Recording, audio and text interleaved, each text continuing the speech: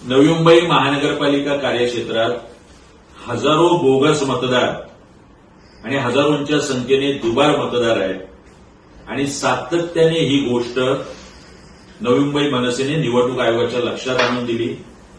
यादीसह पुरावे नवी मुंबई मनसेने निवडणूक आयोगाला दिले होते।